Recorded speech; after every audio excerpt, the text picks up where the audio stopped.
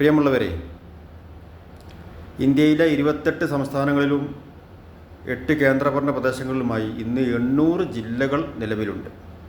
ജില്ലകൾ രൂപീകരിക്കാനുള്ള അധികാരം സംസ്ഥാന സർക്കാരിനാണ്. ഈ 800 ജില്ലകളിൽ 3.5 കോടി ജനങ്ങൾ താമസിക്കുന്ന കേരളത്തിലാകെയുള്ളത് 14 ജില്ല മാത്രമാണ്. കേരളത്തെക്കാളും ജനസംഖ്യ കുറഞ്ഞ പല സംസ്ഥാനങ്ങളിലും കേരളത്തിൻ്റെ ഇരട്ടി ജില്ലകൾ നിലവിലുണ്ട്. ഉദാഹരണത്തിന് ആസാം എന്ന സംസ്ഥാനം കേരളത്തെക്കാളും ജനസംഖ്യ കുറഞ്ഞൊരു സംസ്ഥാനമാണ്. അവിടെ 33 ജില്ലകളുണ്ട്. പിന്നെ പല സംസ്ഥാനങ്ങളിലും ഇതേ രൂപത്തിൽ കാണാം. കേരളത്തിലൊരു ജില്ല രൂപീകരിച്ചിട്ട് 4 പതിറ്റാണ്ട് പൂർത്തിയാവുകയാണ്. അവസാനം രൂപീകരിച്ച ജില്ല കാസർഗോഡാണ്. നിലവിലെ 14 ജില്ലകളിൽ കേരളത്തിൽ ഏറ്റവും കൂടുതൽ ജനസംഖ്യയുള്ള ജില്ല മലപ്പുറമാണ്. 2011 സെൻസസ് പ്രകാരം അവിടെ 44 ലക്ഷം ജനങ്ങളുണ്ട്.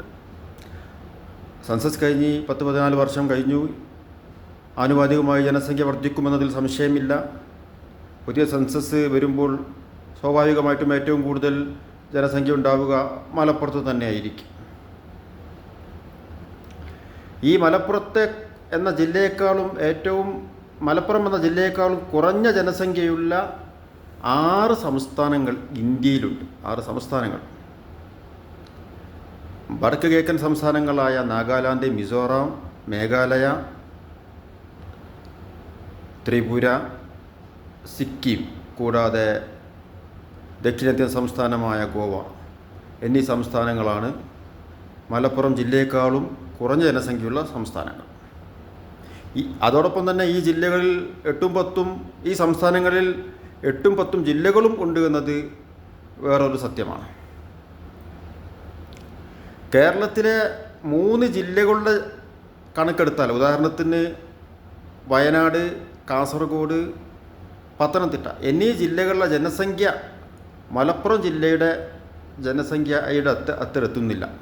3 ജില്ലകളുടെ ജനസംഖ്യ കൂട്ടിയാൽ മലപ്പുറം ജില്ലയുടെ ജനസംഖ്യയുടെ അത്ര എത്തുന്നില്ല. ഈ 3 ജില്ലകളിലായിട്ട് ആകെയുള്ള നിയമസഭാ മണ്ഡലങ്ങൾ 13 എണ്ണമാണ്.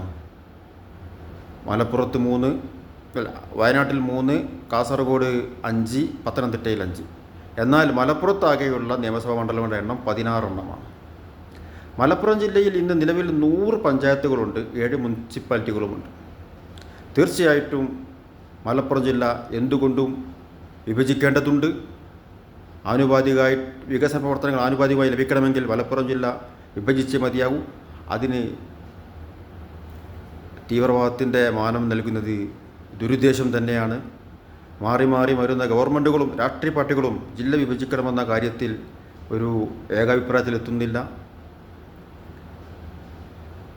ഇന്ത്യയിൽ 800 ജില്ലകൾ ഉണ്ടാകുമ്പോൾ മറ്റു സംസ്ഥാനങ്ങളെല്ലാം വർഷം ജില്ലകൾ രൂപീകരിക്കുമ്പോൾ കേരളത്തിൽ ഈ ജില്ല രൂപീകരണം എന്നത് ഒരു സർക്കാരിൻ്റെ അജണ്ടയിലുമില്ല, മാനിഫെസ്റ്റോയിൽ പറയുന്നുമില്ല.